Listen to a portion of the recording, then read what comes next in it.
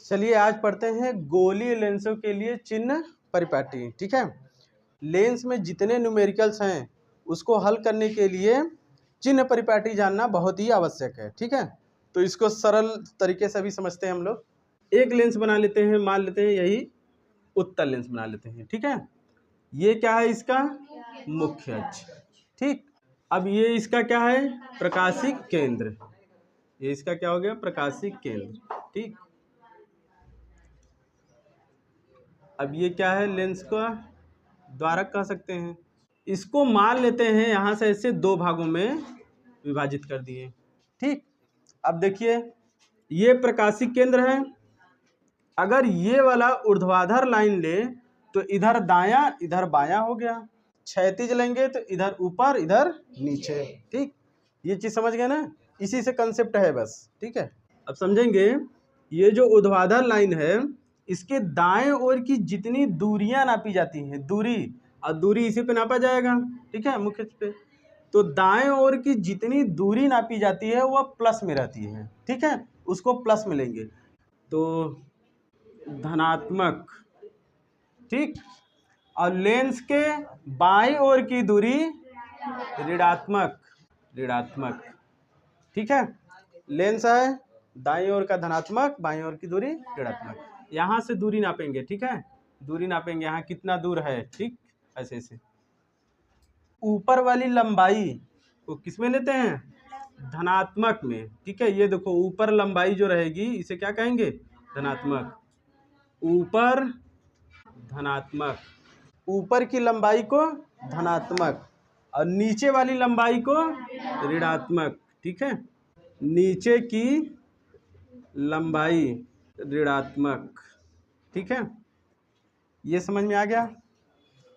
अब आपको बताना है कि इस उत्तल और अवतल लेंस में चिन्ह क्या क्या रहेगा। ठीक है, बताएंगे ना, इसी आधार पे बताइए। ठीक, देखिए इसी आधार पे आपको बताना है कि इसका चिन्ह क्या रहेगा। ठीक, उत्तल लेंस का जो हम लोग फोकस दूरी लेते हैं वो हमेशा दाईं तरफ वाला लेते हैं। ठीक है, क्योंकि इसका जो प्रतिबिंब बनता है वो दाईं तरफ बनता है ना, तो हमेशा इसका फोकस दूरी हम लोग दाईं तरफ लेते हैं। ठीक है ना, तो बताइए फोकस दूरी इसका दाईं तरफ है, तो दाईं तरफ की फोकस दूरी उत्तल लेंस में फोकस दूरी क्या हो जाएगी, प्लस में रहेगा कि माइनस में, फोकस दूरी धनात्मक।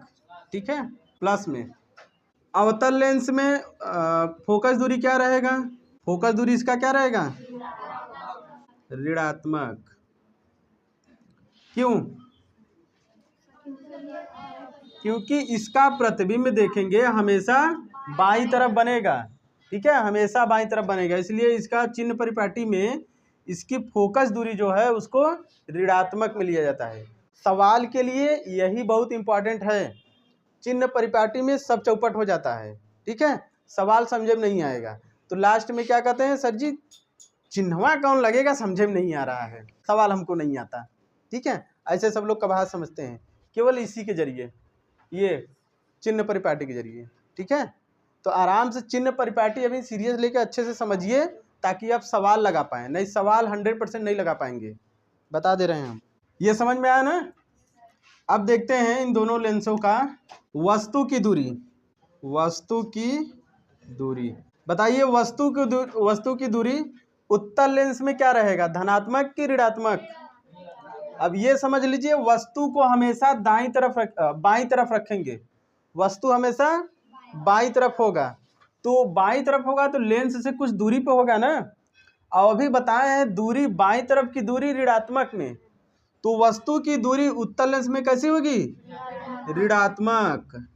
अवतल लेंस में दूरी कितनी रहेगी, ऋणात्मक कि धनात्मक। अभी हम बताए हैं कि वस्तु को हमेशा बाईं ओर रखेंगे, चाहे अवतल लेंस रहे चाहे उत्तल लेंस रहे, वस्तु को हमेशा बाईं ओर रखेंगे और बाईं ओर की दूरी को ऋणात्मक में लेते हैं। तो उत्तल लेंस के लिए ऋणात्मक तो अवतल लेंस के लिए ऋणात्मक, दोनों के लिए ऋणात्मक होगा ना, आया समझ में। ठीक है, अब ये बताइए वस्तु की लंबाई दोनों लेंस के लिए क्या होगी, वस्तु की लंबाई दोनों के लिए, हाँ, वस्तु की लंबाई ऊपर की ओर है, लंबाई ऊपर है ना, ये मुख्य अक्ष ऊपर की ओर है लंबाई, तो लंबाई ऊपर वाली लंबाई क्या लेते हैं, धनात्मक, ऊपर की लंबाई धनात्मक। तो उत्तल लेंस के लिए वस्तु की लंबाई धनात्मक और अवतल लेंस के लिए वस्तु की लंबाई धनात्मक ही रहेगा ना, ठीक है, धनात्मक। ठीक है, इतना समझ में आ गया। अब अगर देखा जाए प्रतिबिंब की लंबाई, तो प्रतिबिंब की लंबाई उत्तल लेंस के लिए क्या होगी, प्रतिबिंब की लंबाई उत्तल लेंस के लिए क्या रहेगी, ऋणात्मक।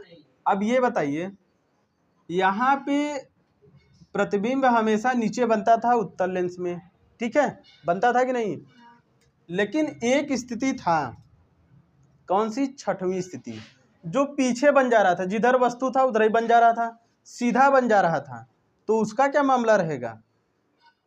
तो यहाँ पे लिखेंगे उत्तल लेंस के लिए ऋणात्मक तो रहेगा, प्रतिबिंब नीचे की तरफ बनता है, उल्टा बनता है उत्तल लेंस में, तो उसकी लंबाई ऋणात्मक लेंगे, ठीक है, उत्तल लेंस के लिए क्या लेंगे, ऋणात्मक। ध्यान से समझिए ना, ऋणात्मक तो ले लिए, लेकिन एक कंडीशन जो छठवां कंडीशन है उसमें ऋणात्मक कैसे लेंगे, वो तो बाईं तरफ बनता है, सीधा बन जाता है वस्तु की ओर, तो वो वाला जब कंडीशन सवाल में आएगा तो लगाना कि हम लोग ये समझ जाना, उसमें समझना होता है, यही देखो होता है बस सवाल में, समझना है तुमको कि कहाँ बना है, अच्छा इधर बना है बाईं ओर, आभासी बना है मतलब सीधा होगा, मतलब इसको धनात्मक लेना है, इतना दिमाग में सोचना पड़ता है तब सवाल लगता है, समझ गए कि नहीं, ऐसे सोचना पड़ेगा तब जाके आपका सवाल लगेगा, इसीलिए बार बार कह दे रहे हैं सवाल यहीं से है, कंसेप्ट क्लियर करिए सवाल लगाने के लिए, ठीक है, नहीं सवाल लगवाएंगे कहेंगे ये प्लस हो गया ये माइनस हो गया तो किसी सब मतलब दिमाग खराब हो जाएगा, कहाँ से प्लस कर रहे हैं कहाँ से माइनस। पहली बात, सवाल लगाने के लिए हमको सोचना है कि जो चारों 6 कंडीशन था उत्तल लेंस का वो क्लियर, तो उसको अच्छे से बता दे, क्लियर है ना, नहीं क्लियर है तो वीडियो देखिए, वो क्लियर रहना चाहिए।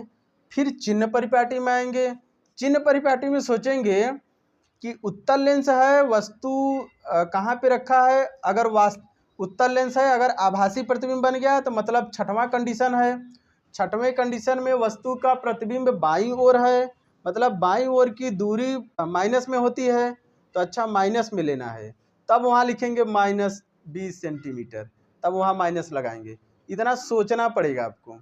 अब ये कहाँ से शुरू हुआ, इसके पहले से ना, जब से प्रतिबिंब का किरण आरेख बनाए हो तब इससे क्लियर होता रहना चाहिए सबको, और जो इसी में क्लास मिस करेगा समझ में नहीं आएगा, ये चैप्टर ही लेंस जो है सबको रास नहीं आता, जो मिस किया नहीं समझ में आएगा, इसीलिए वीडियो बना दे रहे हैं, बार बार उसको देखिए समझिए।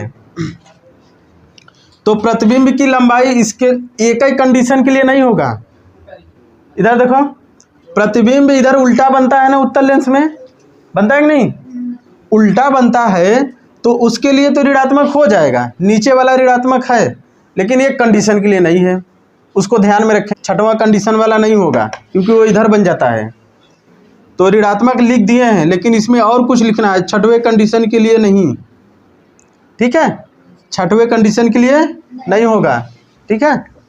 इसमें देखिए अवतल लेंस में तो हमेशा इधर ही बनता है, ये फोकस है यहीं पे हमेशा बनेगा, ठीक है, प्रतिबिंब हमेशा वस्तु कहीं पर भी रखा रहे, वस्तु का प्रतिबिंब प्रकाशिक केंद्र और फोकस के बीच ही बनता है। अब जब यहाँ पे बनता है तो सीधा बनता है और आभासी बनता है, ठीक है, तो अब हमको यहाँ पे समझ जाना है, सीधा बनता है तो मतलब ऊपर की ओर है, तो वस्तु प्रतिबिंब की लंबाई धनात्मक में, ऊपर है लंबाई धनात्मक में, और दूरी क्या है, ये लेंस से बाईं तरफ है तो दूरी हमेशा ऋणात्मक में, इतना सोचना है, तब जाके सवाल में चिन्ह लगाओगे, तब हल करोगे, तब आएगा, ठीक है। उत्तल लेंस में जो प्रतिबिंब की लंबाई होगी वह सीधी बनेगी, सीधा आभासी बनेगा, तो उसकी लंबाई हम लोग धनात्मक में लेंगे। लंबाई कैसा लेंगे? धनात्मक में। ठीक, तो ये रहा मेन चिन्ह परिपाटी। ठीक है, चिन्ह परिपाटी को समझिए और इसी से लगेगा सवाल आपका।